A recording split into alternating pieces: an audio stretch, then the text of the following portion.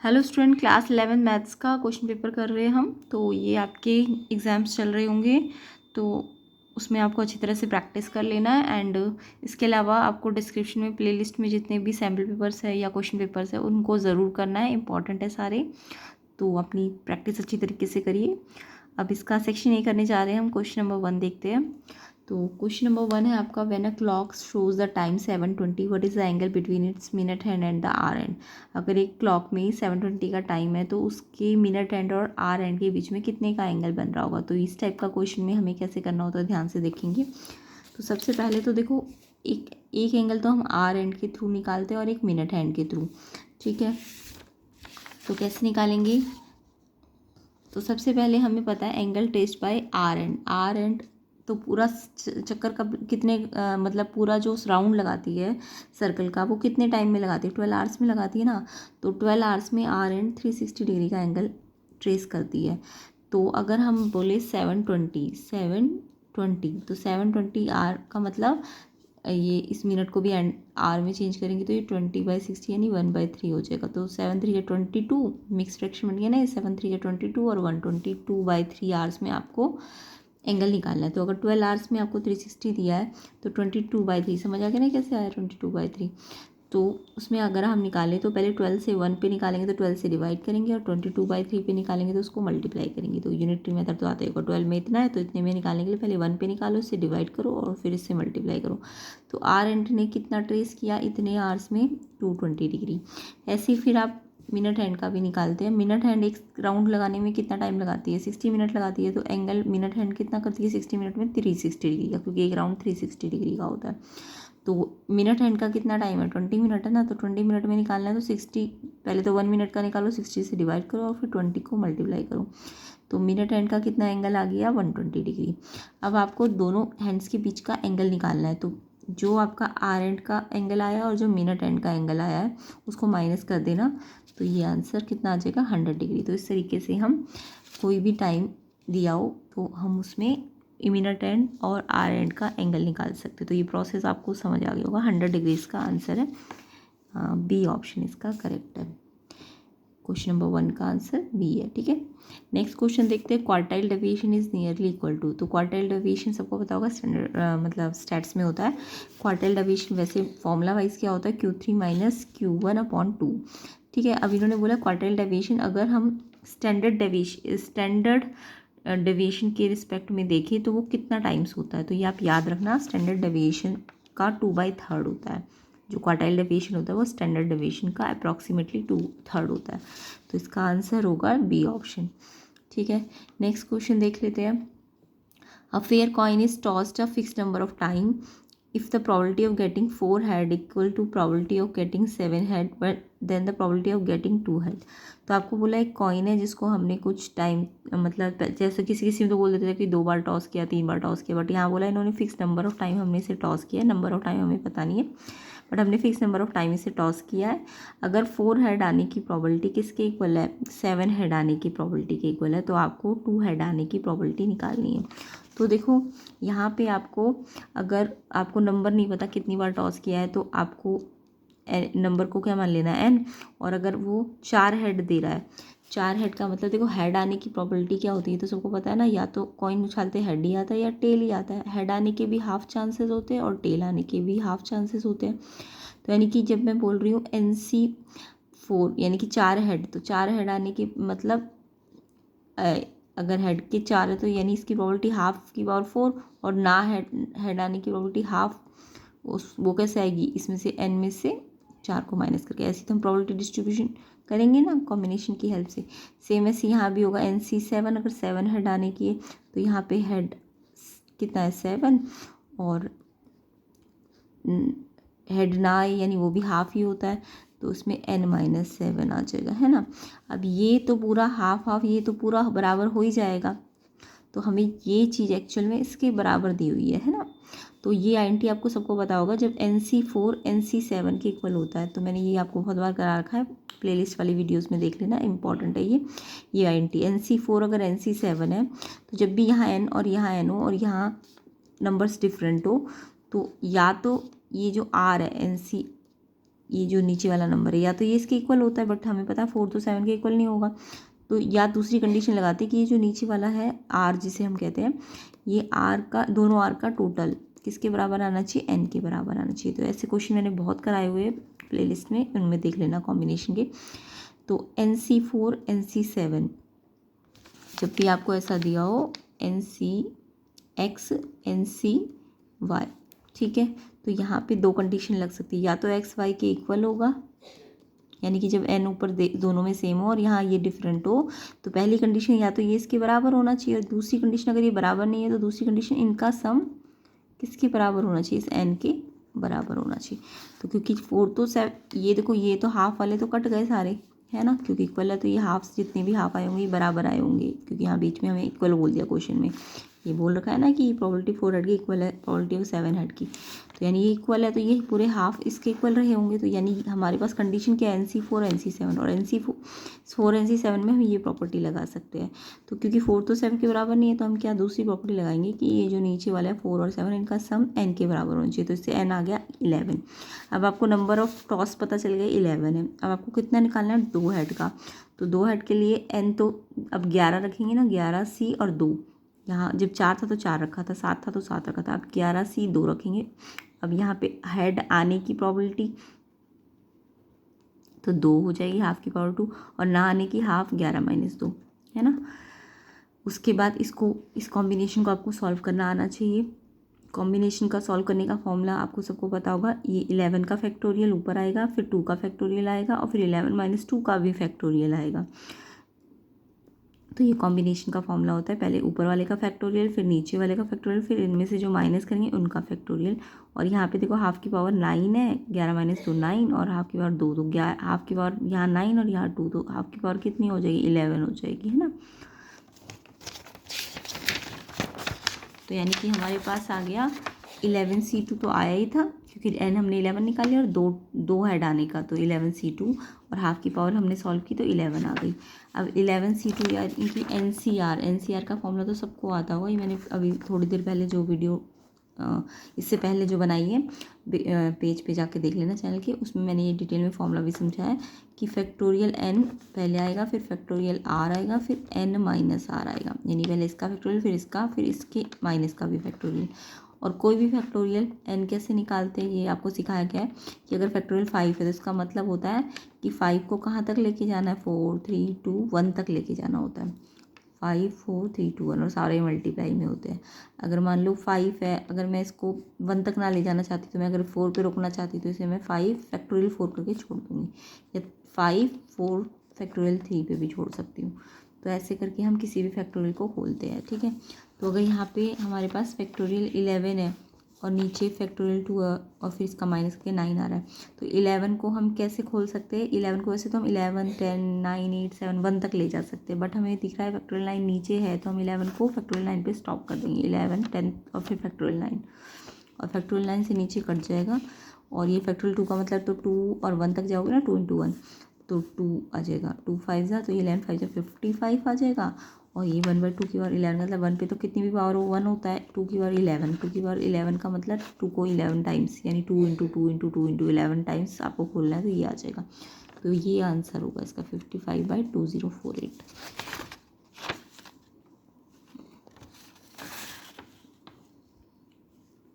तो ये आपका ऑप्शन नंबर है 15/2048, बी ऑप्शन करेक्ट है इसका। नेक्स्ट क्वेश्चन देख लेते हैं। If fx = x sin 1/x, और x के लिए कंडीशन है कि वो 0 नहीं होना चाहिए, नॉट इक्वल टू 0, क्योंकि अगर वो 0 हो जाएगा तो 1/x यानी 1/0, और 1/0 तो इनफाइनाइट हो जाएगा, साइन इनफाइनाइट तो हमें एंगल नहीं पता होता ना साइन इनफाइनाइट का, तो जो भी डिनोमिनेटर में कंडीशन है वो नहीं होनी चाहिए 0 की। तो लिमिट आपको निकालनी है इस फंक्शन के लिए, आपको क्या निकालनी है, लिमिट निकालनी है। तो ये लिमिट वाला क्वेश्चन भी आपने कर ही रखा होगा, वैसे प्लेलिस्ट के क्वेश्चन पेपर में मैंने सारी लिमिट वाले क्वेश्चन बहुत सारे करा रखे हैं, तो उसमें से आप देख लेना, डिस्क्रिप्शन में लिंक मिल जाएगा आपको। तो लिमिट x टेंड्स टू 0, ये आपको लिमिट निकालनी है x sin 1/x के लिए। तो जब भी हमें लिमिट निकालनी होती है तो हम एक बार लेफ्ट हैंड लिमिट निकालते हैं और एक बार राइट हैंड लिमिट। तो अगर मैं लेफ्ट हैंड लिमिट की बात कर रही हूँ और 0 के लिए कंडीशन ले रही हूँ, 0 के लिए निकालनी ना, तो हम 0 तो नहीं लेंगे, बट 0 का कुछ लेफ्ट में जा सकते हैं, यानी 0 माइनस एच ले सकते हैं एक्स को, या 0 प्लस एच ले सकते हैं। ठीक है, तो 0 नहीं लेना, 0 से लेफ्ट पे ले सकते हैं या 0 से राइट पे ले सकते हैं। तो अगर हम x को 0 माइनस एच मान ले, यानी 0 माइनस एच, तो फंक्शन पे ये लिमिट लगा देंगे। फंक्शन हमारे पास ये था ना, तो हमने x की जगह क्या रख दिया, 0 माइनस एच। x की जगह हमने क्या रख दिया, इस x की जगह पहले तो हमने ऐसे लिखना, limit x tends to 0 minus h, h लिखो चाहे 0 माइनस लिख दो। और किस पे लगा रहे हैं, फंक्शन पे। फंक्शन हमारे पास ये है, तो हम फंक्शन में जहाँ जहाँ x है वहाँ 0 माइनस एच रखेंगे, फिर साइन, फिर यहाँ x है तो यहाँ भी 0 माइनस एच रख लो। अब 0 माइनस एच तो माइनस एच ही आ जाएगा, इसलिए 0 हटा दो, ये भी हटा दो। अब देखो, अब जब ये लिमिट रख देते हैं हम x की जगह, ये वाली लिमिट 0 माइनस एच, जहाँ जहाँ x होता है, फिर हमारी लिमिट h पे चेंज हो जाती है, h टेंस टू 0। और फिर लास्ट में हम h की वैल्यू यहाँ पे जहाँ जहाँ h आया वहाँ रख देंगे। तो यहाँ h आया तो यहाँ पे h की जगह 0 रख देंगे, और यहाँ भी h की जगह 0 रख देंगे। तो देखो ये क्या आ रहा है, 0, और 0 अगर साइन के किसी भी एंगल से मल्टीप्लाई होगा तो 0 ही तो आंसर देगा ना। तो यहाँ अगर 0 और वो इंटू हो रहा साइन से, तो 0 आ जाएगा। सेम ऐसे यहाँ भी करेंगे, बट यहाँ 0 प्लस एच रखेंगे, तो जहाँ जहाँ एक्स होगा ना इसमें, वहाँ पे हम 0 प्लस एच, यहाँ भी 0 प्लस एच। अब 0 प्लस एच करोगे तो 0 तो वैल्यू नहीं रखेगा ना। अब जब x रख दोगे तो h 0 पे चला जाएगा, और फिर h की वैल्यू 0 यहाँ पुट कर दो, तो यहाँ पे h 0 रखोगे तो ये 0 हो जाएगा, और यहाँ भी 0 रख दोगे h की जगह। तो ये जब 0 है और ये साइन को किसी से भी, साइन के कोई भी एंगल से मल्टीप्लाई होगा तो ये भी कितना आएगा, 0। तो जब left hand limit right hand limit के इक्वल होती है तो हम कहते हैं लिमिट एग्जिस्ट कर रही है, यानी किस वैल्यू पे, 0 पे चेक की थी ना हमने, किस पे चेक की थी, 0 नॉट इक्वल था तो 0 माइनस और 0 प्लस पे चेक की थी, तो 0 पे ये लिमिट एग्जिस्ट कर रही है। तो इन्होंने पूछा है लिमिट कितनी आएगी, तो 0 आएगी, सी ऑप्शन इसका करेक्ट है। नेक्स्ट क्वेश्चन आपको बोला है the equation of the line passing through the point 1 2 and the perpendicular to the line x plus y plus 1 equal to 0। तो देखो एक लाइन है जो कि इस लाइन के परपेंडिकुलर है और इस पॉइंट से पास हो रही है। तो जब भी आपको बोले कि कोई लाइन जो इस लाइन के परपेंडिकुलर है, तो उसमें ना ये x और y को ना आप क्या करा करो, इसके जो कोफिशिएंट है वो चेंज कर दो। क्यों कर देते हैं ऐसा हम, क्योंकि हमें पता है कि अगर ये लाइन है, अगर हम जो गिवन लाइन है हमें क्वेश्चन में, अगर हम उसका स्लोप निकालें तो उसका स्लोप क्या होता है, माइनस ए बाई बी। यानी कि अगर मैं लाइन की जनरल फॉर्म से कंपेयर करूँ, A X plus B Y plus C equal to 0, तो ए क्या होता है, ए आपका, ये जनरल फॉर्म होती है ना लाइन की, तो ए क्या होता है जो एक्स के साथ है 1, और बी क्या है जो वाई के साथ है 1, और सी क्या है 1। एक्स के साथ जो होता है वो ए, जो वाई के साथ होता है वो बी, और ये सी। तो स्लोप क्या होता है, माइनस ए बाई बी। तो देखो ए क्या है 1 है ना, तो -1, और बी क्या है वो भी 1 है, तो स्लोप आ गया -1/1। अगर इस लाइन का स्लोप ये इतना है तो जो इसके परपेंडिकुलर लाइन है ना, उसका स्लोप कैसे निकालोगे, इसके स्लोप का रेसिप्रोकल कर देना और नेगेटिव कर देना। तो ये तो -1 आ गया ना, तो इसका स्लोप जब मैं निकालूंगी दूसरे वाली लाइन का, तो वो इसको आप यहाँ -1 जो स्लोप आया वो यहाँ रखो, और ये माइनस यहाँ है तो माइनस माइनस कट गया। यानी इसको उल्टा भी करना, और इसके साइन को, नेगेटिव है तो पॉजिटिव हो जाएगा। इस वाले स्लोप को पहले उल्टा करो, और फिर जो अगर नेगेटिव है ये तो पॉजिटिव हो जाएगा ये वाला, और अगर ये पॉजिटिव होगा तो ये नेगेटिव हो जाएगा। तो बस ये कंडीशन याद रखना। अगर कोई भी दो लाइन परपेंडिकुलर है तो पहले का स्लोप अगर आप निकाल चुके हो तो दूसरी लाइन का स्लोप इसका पहले रेसिप्रोकल किया करो, और फिर इसके साइन को चेंज कर दिया करो। तो ये पहले रेसिप्रोकल करो 1 आएगा, 1 का रेसिप्रोकल 1, और इसका नेगेटिव है तो इसका पॉजिटिव हो जाएगा। तो यानी कि दूसरी लाइन का स्लोप कितना आ जाएगा, +1। तो उसकी इक्वेशन जब हम बनाते हैं ना, तो ये ध्यान रखना, इसका x तो पॉजिटिव रहेगा, लेकिन ये y अगर पॉजिटिव है तो ये कैसा हो जाएगा, नेगेटिव हो जाएगा। ठीक है, यानी y का जो भी साइन इधर है, b का जो भी साइन यहाँ +1 है तो यहाँ -1 हो जाएगा, और यहाँ पे कोई ना कोई कांस्टेंट होगा, वो हम थोड़ी देर के लिए k मान लेंगे। तो जब भी कोई परपेंडिकुलर लाइन बनाई जाती है तो दूसरी जो उसकी परपेंडिकुलर लाइन होती है वो कैसे बनती है, ये x वाला कोफिशिएंट तो एज इट इज़ रहेगा, y वाला कोफिशिएंट +1 है तो -1 ले लेना, और माइनस होता तो प्लस ले लेते। ठीक है, और साथ में यहाँ कांस्टेंट सी है, यहाँ हम कोई कांस्टेंट के ले लेंगे। अब क्योंकि 1 2 आपका इस लाइन का पासिंग पॉइंट है, तो x और y, जहाँ ये x है ये y है, तो x की जगह 1 रख दो और y की जगह 2 रख दो, और प्लस का के, तो जिससे के की वैल्यू निकाल सकते हो आप। के को यहीं रखो, ये 1 - 2 -1 हो जाएगा, प्लस माइनस माइनस साइन बढ़ेगा और -1 इधर जाएगा तो +1 हो जाएगा। के की वैल्यू 1 आ गई। अब इसमें के की वैल्यू आप पुट कर दोगे तो x - y प्लस के की जगह क्या रख दोगे 1। पहले तो देखो x और y पासिंग पॉइंट को रखना होता है तो के निकल जाएगा, और फिर के जब निकल जाता है तो फिर के की वैल्यू रख दो और x y को एज इट इज़ लिख दिया करो, तो उससे ये इक्वेशन आ जाएगी। बट आपको ये क्वेश्चन में ये वाली फॉर्म नहीं दी हुई कोई भी, x - y + 1 नहीं दी ना, x तो आपको सारा नेगेटिव दिया हुआ है, सबके x नेगेटिव दिए हुए हैं। तो हम क्या करेंगे, इस पूरे की ना साइन चेंज कर देंगे, क्योंकि आपको चारों ऑप्शंस में x नेगेटिव दिया है। तो आपको क्या करना है, ये साइड को इधर ले जाना है। तो जब इधर ले जाओगे तो ये -x हो जाएगा, और ये y माइनस का है तो प्लस हो जाएगा, और ये प्लस का है तो ये माइनस हो जाएगा। अब ये वाला ऑप्शन आपको शायद दिख जाए, y - x -1, y - x, ये तो प्लस, ये वाला डी ऑप्शन इसका करेक्ट है। तो परपेंडिकुलर लाइन आपको बनानी आ गई होगी। जो भी लाइन दी होती है उसकी परपेंडिकुलर लाइन में ये x तो एज इट इज रखना, y का जो कोफिशिएंट प्लस में है तो माइनस में ले लेना, माइनस में है तो प्लस में ले लेना, यानी ये प्लस, ये साइन चेंज करना होता है जो भी परपेंडिकुलर लाइन में रहती है उसमें यहाँ के लेना होता है। अगर पासिंग पॉइंट दिया तो इसमें वो पॉइंट रखना होता है, के निकल जाता है, और फिर के की वैल्यू यहाँ पे वापस रख देना और एक्स वाई को एज इट इज रख देना। अब क्योंकि ये आपको एक्स वाला पॉजिटिव कोई ऑप्शन नहीं दिया तो एक्स को नेगेटिव करने के लिए आपको इस पूरी की साइड चेंज करनी है, तो फिर ये वाला ऑप्शन डी ऑप्शन होगा। नेक्स्ट क्वेश्चन देख लेते हैं। If q = x such that x = 1/y है, जहाँ पे y के लिए कंडीशन है y नेचुरल नंबर है, तो ये कौन कौन से ऑप्शन इसमें से आंसर हो सकते हैं। 4 ऑप्शंस आपको गिवन है। तो देखो, अगर y बोला है नेचुरल नंबर है तो मैं y में, अगर नेचुरल नंबर आपको पता है ना 1 से स्टार्ट होते, तो अगर मैं y की जगह 1 रखती हूँ तो 1/1 1 हो जाएगा। फिर 1, अगर y की जगह मैं 2 रखूँ तो 1/2 हो जाएगा। 3 रखती हूँ y की जगह तो 1/3 हो जाएगा। यानी कि x की वैल्यू या तो 1/1 1 आएगी, या 1/2 आएगी, या 1/3 आएगी। तो q भी वही आएगा, या तो 1 आएगा, या 1/2 आएगा, या 1/3 आएगा। अब सोचो यहाँ पे q क्या दिया हुआ है, 2/3। 2 तो ऊपर पॉसिबल है ही नहीं, क्योंकि y तो मेरे को नेचुरल नंबर ही रखना है। तो y नेचुरल नंबर का मतलब या तो 1 रखोगे y नीचे, या 2 रखोगे तो या तो 1 आंसर आएगा, या 1/2 आएगा, या 1/3 आएगा, या 1/4 आएगा। तो 2/3 तो नहीं आएगा, 2 भी नहीं आएगा, 0 भी नहीं आएगा, तो 1 आएगा। ये डी ऑप्शन आपका करेक्ट होगा, क्योंकि y की कंडीशन नेचुरल नंबर वाली रखनी है। तो 1/y दिया है ना आपको, 1/y, और y आपका नेचुरल नंबर ही हो सकता है, तो या तो y 1 होगा या y 2 होगा।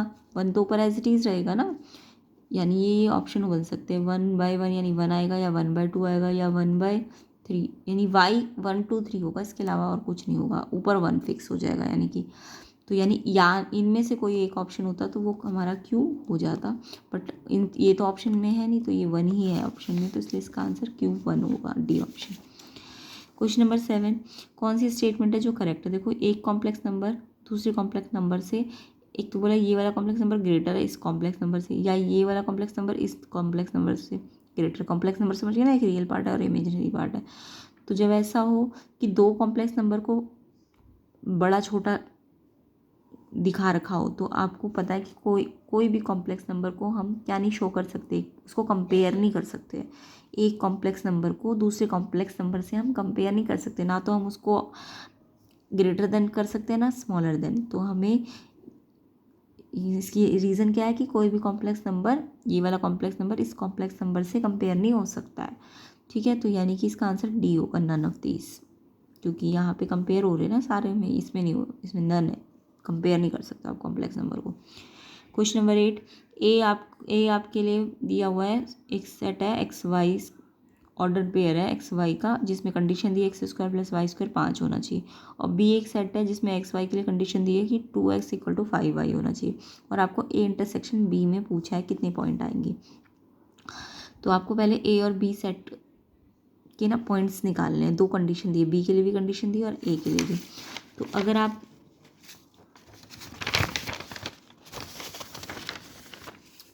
तो ये 7 का आंसर तो नन है, क्योंकि दो कॉम्प्लेक्स नंबर कभी कंपेयर नहीं हो सकते।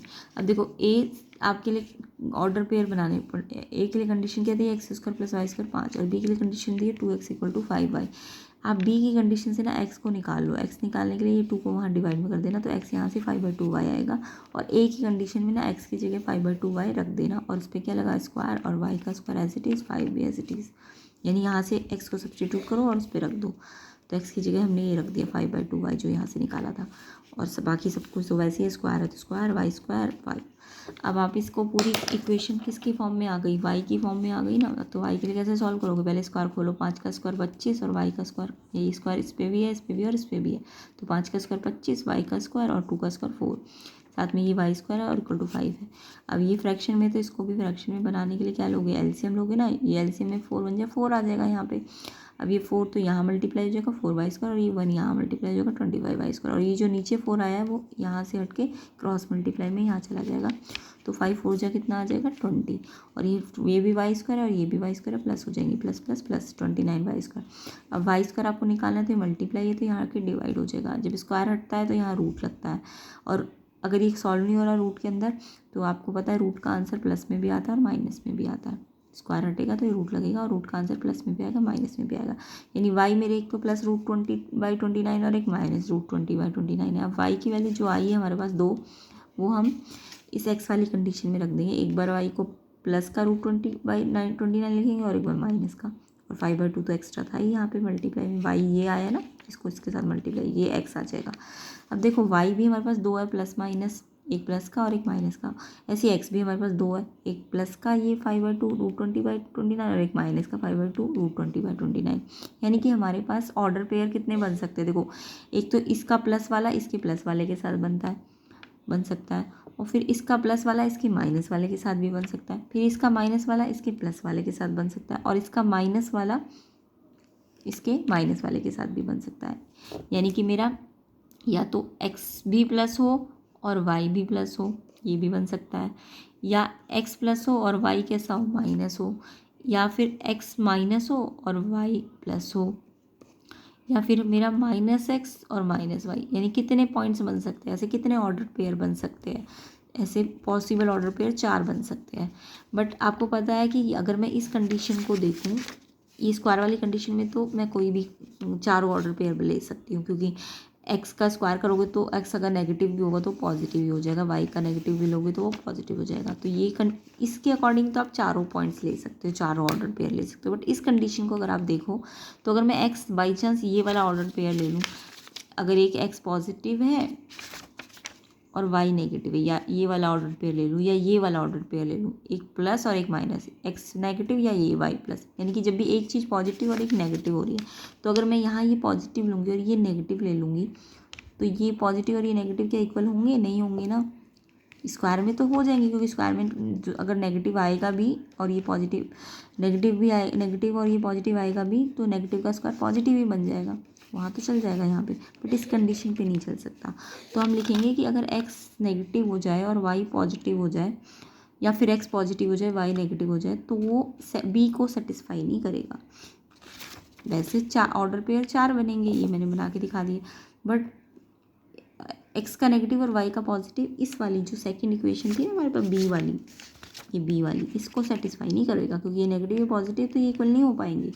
तो यानी कि हमारे पास ऐसे कितने पॉइंट आए जिसमें एक एक्स पॉजिटिव और ये वाई नेगेटिव, या एक्स नेगेटिव वाई पॉजिटिव, ये 2 पॉइंट आए, तो ये 2 पॉइंट तो हमें हटाने पड़ेंगे ना, क्योंकि वो दूसरी इक्वेशन को सेटिस्फाई नहीं कर रहे, और क्योंकि हमें दोनों का कॉमन लेना है ए और बी का, तो दोनों में कॉमन, वैसे पॉइंट 4 आए बट दोनों में कौन से कॉमन पॉइंट है, एक ये वाला और एक ये वाला पॉइंट, और ये वाला पॉइंट पहली इक्वेशन को तो वैसे चारों पॉइंट सेटिस्फाई कर रहे हैं, पर दूसरी इक्वेशन को ये 2 नहीं सेटिस्फाई करेंगे, सिर्फ ये 2 ही करेंगे, तो कॉमन निकालना है ना, ए इंटरसेक्शन बी, तो 2 ही कॉमन है, ये वाला और ये वाला, तो यानी कितने एलिमेंट्स आएंगे ए इंटरसेक्शन बी के अंदर, 2 पॉइंट्स आएंगे, वैसे 4 आए थे बट इंटरसेक्शन निकालेंगे तो 2 ही आएंगे।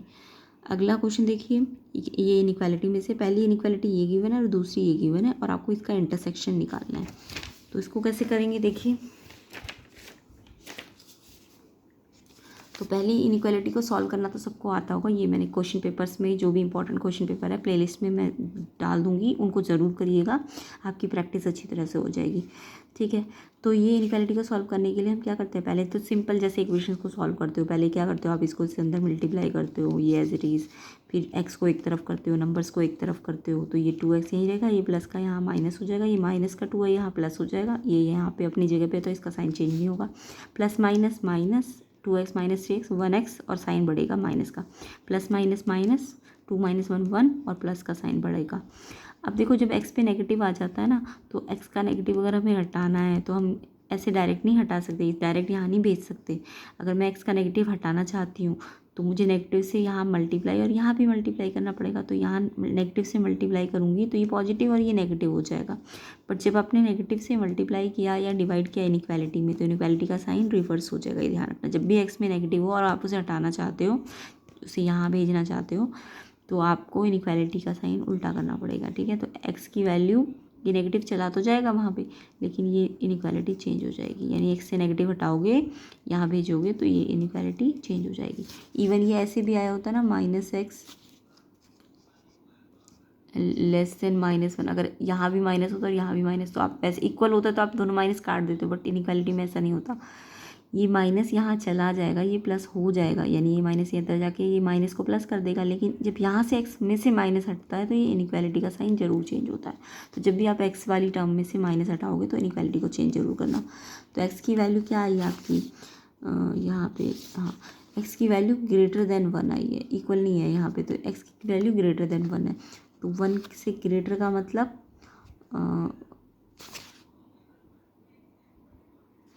x की वैल्यू लेस देन 1 आई है ना, सॉरी, अच्छा ये -1 है, हाँ।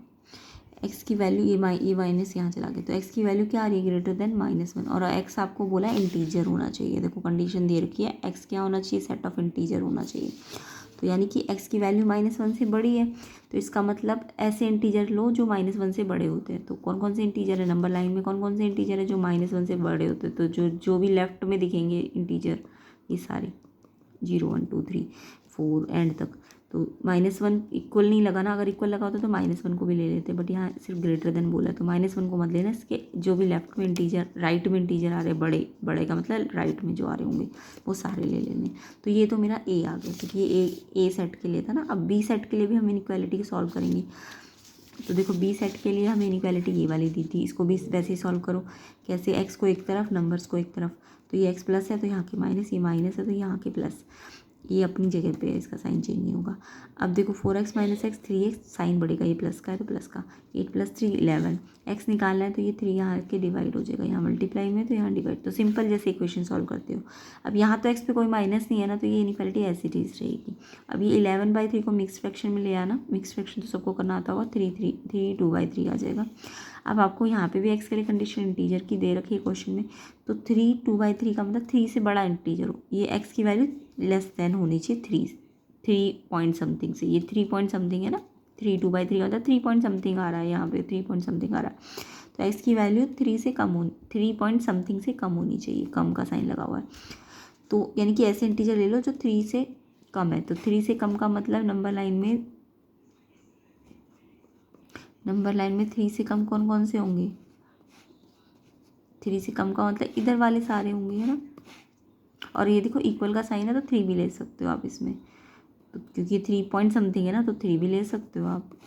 3 से ज़्यादा, x की वैल्यू 3 पॉइंट समथिंग से कम होनी चाहिए, तो 3 तो ले सकते हो आप। तो 3 2 1 0 -1 ये सारे आप ले सकते हो।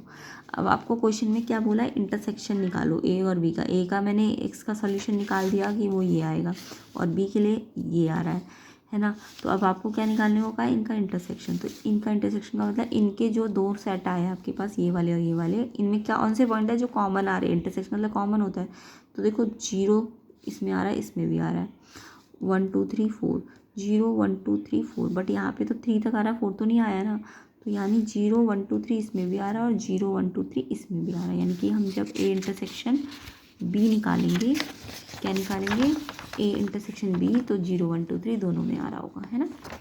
उसके बाद ये क्वेश्चन नंबर 10 आपको दिया हुआ, 10² 2 + 10² 4 + 10² 88, ये अगर a है तो ये पूरा वैल्यू निकालना है। तो इसको जब आप सिंप्लीफाई करोगे ना, तो सिंप्लीफाई करके ये आ रहा होगा 10² थीटा + cot² थीटा, और यहाँ पे सिग्मा थीटा 1 से लेके कहाँ तक लेना था, 89 तक। तो आप यहाँ पे थीटा 1 का मतलब 10² 1 + cot² 1, फिर प्लस 10² 2 + cot² 2, ऐसे करके 89 तक लेना है। और आपको ये वैल्यू अगर a दी है तो ऐसे करके आपके पास ना a 4 a आ जाएंगे, और साथ में 89 भी आएगा और डबल भी आएगा। तो सी ऑप्शन इसका करेक्ट होगा क्वेश्चन नंबर 10 का। ठीक है, आगे के क्वेश्चन 11 12 13 14 15 यानी कि सेक्शन ए के जितने भी कंप्लीट क्वेश्चन और सेक्शन बी के वो हम नेक्स्ट पार्ट में कर लेंगे, क्योंकि वीडियो लंबी हो गई है। तो इन क्वेश्चंस को आप अच्छी तरह से प्रैक्टिस कर लीजिए एंड साथ में प्लेलिस्ट के क्वेश्चन पेपर को भी आपको अच्छी तरह से सॉल्व करके देखना है, ठीक है। तो आपकी प्रैक्टिस बहुत अच्छी हो जाएगी और एग्ज़ाम में आप अच्छे मार्क्स ला सकते हो। तो वीडियो को शेयर ज़रूर करना अपने फ्रेंड्स में एंड चैनल को सब्सक्राइब करना, वीडियो को लाइक ज़रूर करना। नेक्स्ट वीडियो का वेट कीजिए सेक्शन बी और सी। तो ये आप खुद ट्राई भी करके देखना कि आपके आंसर्स क्या क्या आ रहे हैं।